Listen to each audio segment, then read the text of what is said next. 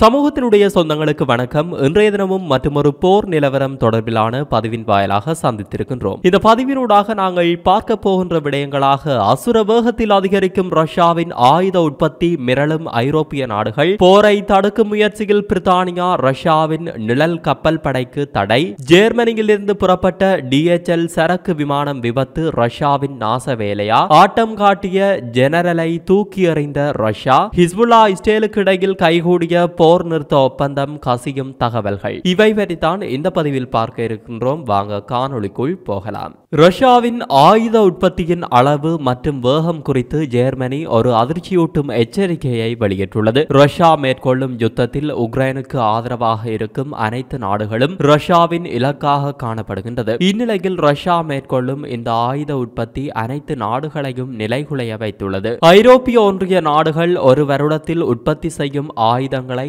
Russia வரும் 3 மாதங்களில் உருவாக்கி வருகிறது என்று ஜெர்மன் பாதுகாப்பு அமைச்சர் போரிஸ் பிஸ்டோரியஸ் தெரிவித்துள்ள நிலையில் இது உக்ரைனின் ஆதரவாளர்களான நாடுகளுக்கு பெரும் கலக்கத்தை உண்டு பண்ணியுள்ளது. 1000 நாட்களை கடந்து நடந்து வரும் உக்ரைன் போரின் போது ரஷ்ய ஜனாதிபதி விளாடிமிர் புடின் நாட்டின் பொருளாதாரத்தை முழுமையாக போர் பொருளாதாரமாக மாற்றி ஆயுத உற்பத்தியை அதிகரித்துள்ளதாகவும், இது உண்மையில் மேற்கு நாடுகளுக்கு தீராத சவாலாக உருவாகி வருவதாகவும் அவர் கூறியுள்ளார். தற்போது ஜெர்மனியின் பாதுகாப்பு பலவீனமாக இருப்பதாகவும், ரஷ்யாவின் பெருத்த ஆயுத உற்பத்தியை சமாளிக்க ஜெர்மனியின் போர் திறனையும் பாதுகாப்பு முதலீட்டையும் அதிகரிக்க வேண்டியுள்ளது என்றும் அவர் எச்சரித்துள்ளார். ஜெர்மனி இந்த ஆண்டின் இறுதிக்குள் புதிய பாதுகாப்பு தொழில்துறை மூலோபாயத்தை வெளியிட திட்டமிட்டுள்ளது. இது ஆயுத உற்பத்தியை மேம்படுத்த மற்றும் நடைமுறைகளை சுலபமாக்குவதற்கான பல முயற்சிகளை உள்ளடக்கும். ரஷ்யாவின் ஆயுத உற்பத்தி வேகமும் அதன் போர் பொருளாதார தகுதியும் மேற்கு நாடுகளுக்கு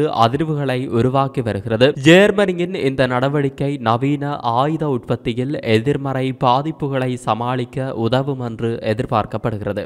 லிதுவேனியாவின் வில்னியஸ் சர்வதேச விமான நிலையம் அருகே DHL சரக்கு விமானம் வீட்டின் மீது வீழ்ந்து விபத்துக்குள்ளாகியுள்ளது. இந்த விபத்தில் ஒருவர் உயிரிழந்துள்ளதுடன் 3 பேர் காயமடைந்துள்ளனர். ஜெர்மனியில் இருந்து லிதுவேனியாவிற்கு பயணித்த போயிங் 737 விமானம் வில்னியஸ் விமான நிலையத்திற்கு 1 கிலோமீட்டர் தொலைவில் விபத்தில் சிக்கியது. விபத்து நேரத்தில் விமானத்தில் 4 இருந்ததாக DHL தெரிவித்துள்ளது. விமானம் சீராக இறங்கும் போதே காணாமல் போன இடத்தில் தீப்பந்தமாக வெடித்ததாக கண்காணிப்பு வீடியோவில் தெரிய வந்தது. விபத்தால் வீடு சிறிய சேதமடைந்துள்ளது. இருப்பினும் வீட்டில் இருந்த 12 பேரும் பாதுகாப்பாக வெளியேற்றப்பட்டனர். வில்னியஸ் மேஜர் வால்டாஸ் பென்குஸ்காஸ் இந்த விபத்து மிக பாரிய ஆபத்திலிருந்து தப்பியது என கூறினார். 300 மீட்டர் தொலைவில் அதிகமான மக்கள் வசிக்கும் பகுதி மற்றும் தொழில்துறை மையம் உள்ளன. அதனால் இது அதிக பாதிப்பை ஏற்படுத்தி இருக்க முடியும் என்று அவர் குறிப்பிட்டார். லிதுவேனிய காவல்துறை விபத்துக்கான காரணம் பற்றி விசாரிப்பதோடு பயங்கரவாத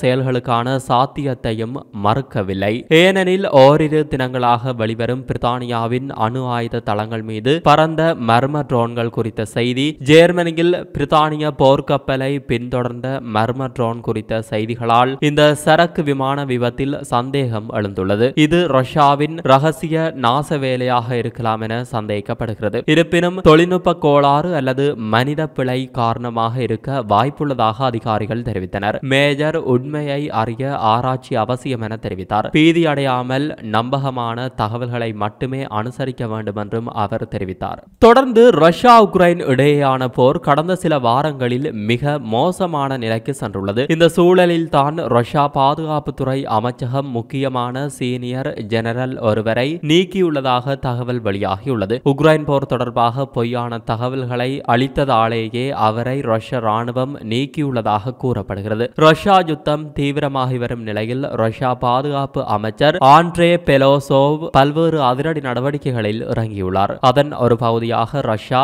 உக்ரைன் போரில் மோசமாக செயல்படும் தளபதிகளை அதிரடியாக நீக்கியுள்ளார். சில சீனியர் ஜெனரல்கள் மீதும் நடவடிக்கை எடுக்கப்பட்டுள்ளதாக கூறப்படுகிறது. குறிப்பாக உக்ரைன் போர் தொடர்பாக தவறான தகவல்களை கொடுத்ததற்காக மூத்த ஜெனரல் ஒருவரையும் கூட ரஷ்யா நீக்கியுள்ளதாக தகவல் வெளியாகியுள்ளது. அதாவது உக்ரைனில் இன்னும் சில மாதங்களில் குளிர்காலம் ஆரம்பிக்க உள்ளது. குளிர்காலம் வந்துவிட்டால் பெரிய அளவில் சண்டையிட முடியாது. இதனால் அதற்கு முன்னதாகவே முடிந்தவரை உக்ரைனுக்குள் ஊடுருவ ரஷ்யா திட்டமிட்டுள்ளது. அதற்கேற்ப வேகமாக முன்னேறியும் வருகிறது. அதே நேரம் டொனட்ஸ்கின் கிழக்கு வடக்கு பகுதியான சிவர்ஸ்க் பகுதியில் ரஷ்ய ராணுவத்தின் செயல்பாடுகள் மிக குறைவாகவே இருந்தது. இந்த சூழலில் தான் குறிப்பிட்ட சிவர்ஸ்க் பிராந்தியத்தில் ரஷ்ய ராணுவத்தை வழிநடத்திய தெற்கு குழுமத்தின் தளபதியான கர்னல் ஜெனரல் ஜெனடி அனாஷ்கின் அந்த பதவியில் இருந்து நீக்கப்பட்டுள்ளதாக தகவல் வெளியாகியுள்ளது. சிவர்ஸ்க் பகுதியில் ராணுவத்தில் பல்வேறு பிரச்சனைகள் இருப்பதாகவும் அங்கு தலைமை சரியில்லை என்று புகார் வந்த நிலையில் அங்கு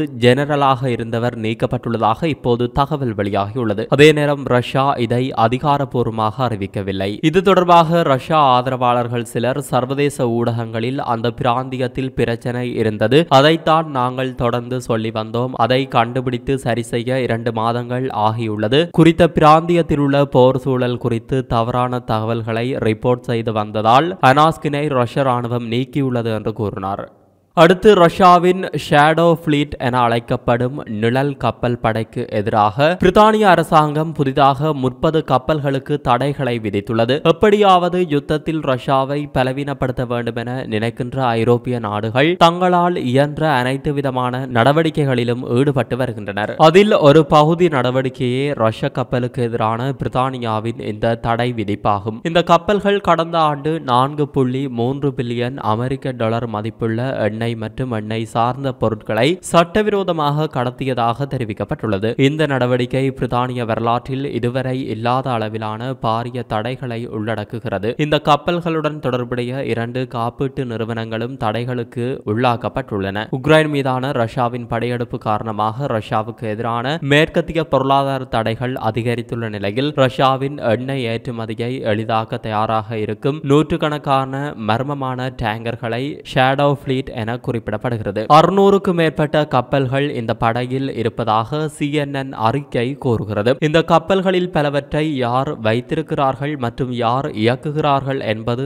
ஒரு புதிராகவே உள்ளது. இந்த கப்பல்கள் தடை விதிக்கப்பட்ட ஐரோப்பிய மற்றும் பிரித்தானிய எண்ணெய் சந்தைகளில் சட்டவிரோத நடவடிக்கைகளில் ஈடுபடுவதன் மூலம் லாபத்தை தேடுகின்றன. G7 வெளியுறவு அமைச்சர்கள் சந்திப்பில் பேசும்போது வெளியுறவுத்துறை செயலாளர் டேவிட் லாமி இது ரஷ்யாவின் நிழலுலக கப்பல் நடவடிக்கைகளை குறைக்க பிரித்தானியா அடுத்த மிக பாரிய நடவடிக்கை என கூறினார். இந்த புதிய தடைகள் ரஷ்யாவின் எண்ணெய் வருவாயை வெகுவாக குறைத்து அதன் போர் முயற்சிகளை கட்டுப்படுத்தும் என்று எதிர்பார்க்கப்படுகிறது.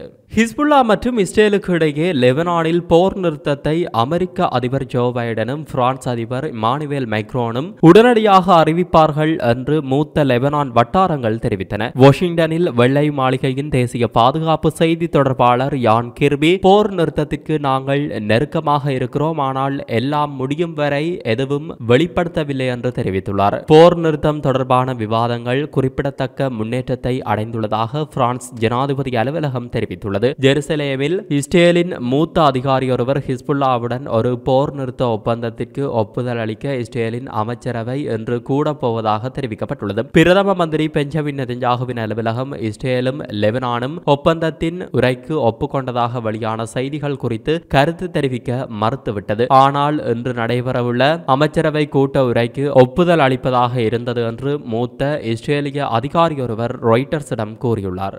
இந்நிலையில் இஸ்ரேல் ஹிஸ்புல்லாக்கு இடையிலும் தொடர்ச்சியான தாக்குதலானது நடைபெற்றுக் கொண்டுதான் இருக்கிறது. இஸ்ரேல் கடந்த 13 மாதமாக பாலஸ்தீனிய நகரங்கள் மேல் தாக்குதல் நடத்தி 44,000 பேரை கொலை செய்துள்ளது. இஸ்ரேல் மீது ஹிஸ்புல்லா அமைப்பினர் 250க்கும் மேற்பட்ட ராக்கெட்டுகளை வீசி தாக்குதல் நடாத்தியுள்ளதாக வெளிநாட்டு ஊடகங்கள் செய்தி வெளியிட்டுள்ளன. இந்நிலையில் இஸ்ரேல் தலைநகர் டெல் அவிவ் மற்றும் சுற்று வட்டார பகுதிகள் மீது ஹிஸ்புல்லா அமைப்பினர் நேற்று ராக்கெட் தாக்குதல் நடத்தியுள்ளனர். ஒரே நாளில் இஸ்ரேல் மீது 250க்கு மேற்பட்ட ராக்கெட்டுகளை வீசி தாக்குதலில் ஈடுபட்டுள்ளனர். இந்த தாக்குதலில் 7 பேர் காயமடைந்துள்ளதாக அந்நாட்டு அதிகாரிகள் தெரிவித்துள்ளனர்.